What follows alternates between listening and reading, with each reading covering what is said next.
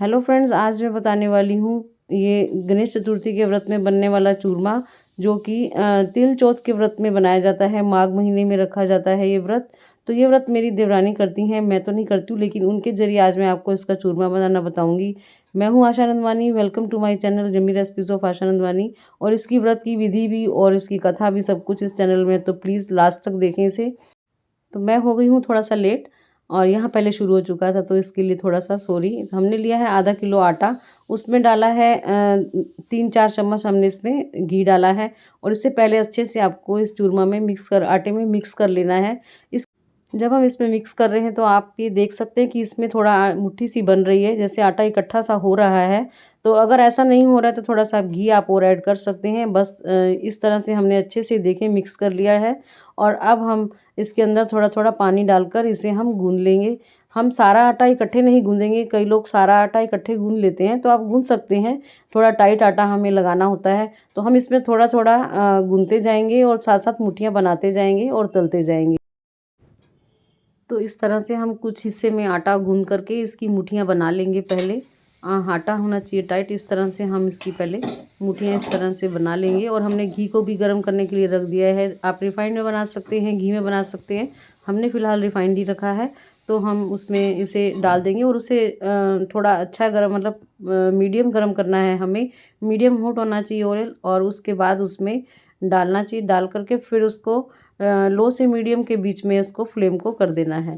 पहले थोड़ा मीडियम पे गर्म होना चाहिए, और उसके बाद उसको थोड़ा थोड़ा सा स्लो कर देना है। और फिर इस तरह से लाल जब हो जाए तो उसे बिल्कुल तलकर निकाल लेंगे। और फ्रेंड, तो अब हम सारी मुठियों को इस तरह से फ्राई कर लेंगे। और फ्रेंड्स, अगर आप मेरे चैनल पर नए हैं तो प्लीज़ मेरा चैनल लाइक करें, सब्सक्राइब करें मेरे चैनल को, और ये रेसिपीज़ अपने फ्रेंड्स के साथ शेयर करें, क्योंकि ये ऐसी रेसिपीज़ हैं जो हमें कभी कभी बहुत ज़रूरत पड़ती है, और हम कभी बाहर होते हैं तो आप इस तरह से बना सकते हैं। तो हमने सारी फ्राई कर ली, उन्हें ठंडा कर लिया है थोड़ा सा, और इसे हम इसमें तोड़ करके मिक्सर जार में डाल देंगे और फिर इसे ग्राइंड कर लेंगे। तो इस तरह देखेंगे ग्राइंड हो चुकी है, हम इसे बर्तन में निकाल लेंगे। इस तरह से हम सारी मुठियों को पीस लेंगे। और फिर अब इसके बाद हमारा प्रोसेस शुरू होता है थोड़ा सा इसे फ्राई करने का। हमने रख ली है एक कढ़ाई, उसमें डाल दिया है 2 चम्मच घी। हम आधा आधा करके ही इसे चूरमा को थोड़ा रोस्ट करेंगे। तो हम इसमें डाल दिया है हमने इसमें आधा चूरमा, और इसे हम 2 से 3 मिनट तक, जैसे चूरमा भूनते हैं बस रोस्ट करते हैं, वैसे ही इसे हम रोस्ट करेंगे। तो कर लेते हैं इसे। अभी थोड़ा अच्छे से हमें लाल करना है। ऐसा करने से फ्रेंड, जो ये चूरमा है वो आप बहुत दिनों तक रख सकते हैं, ख़राब नहीं होता है ऐसा करने से। तो इसलिए आप ये स्टेप ज़रूर करें।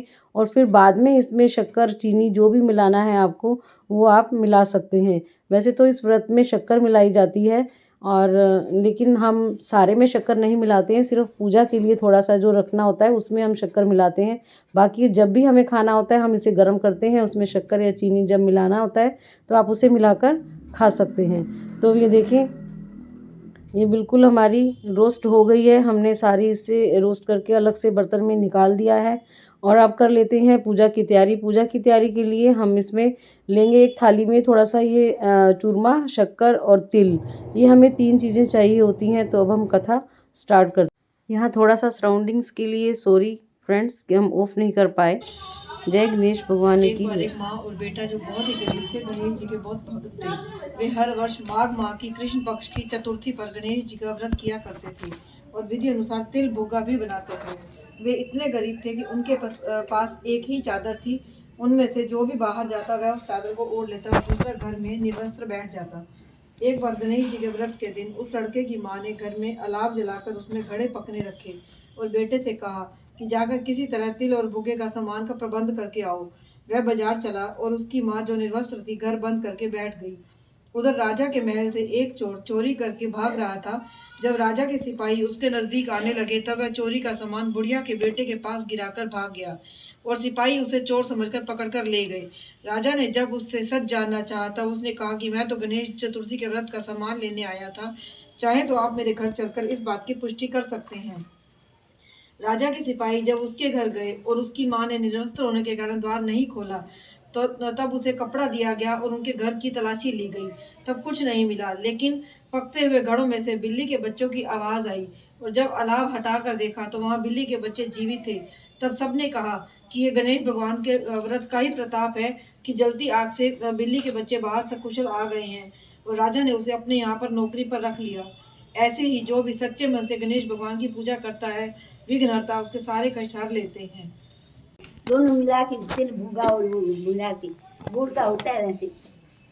4 पूंजियाँ 4 जंदरे 3 बारी कर 4 पूंजियाँ 4 जंदरे कृष्ण निहार घड़ी ये मेरे लखा वरण दे दुखड़े मेरे एक पल में कटे। पूंजियाँ 4 जंदरे कृष्ण निहार घड़ी ये मेरे लखा वरण दे दुखड़े मेरे एक पल में कटे। 4 पूंजियाँ 4 जंदरे कृष्ण निहार घड़ी ये मेरे लखा वरण दे दुखड़े मेरे एक पल में कटे। जो देगी इसको मिलाते शक्कर को बेशक बीच में अब तीनों निकालो। मैं बनावा चूरी मेरी आशा मंशा पूरी, मैं बनावा भुग्गा मेरा वस्ता रखी चूका।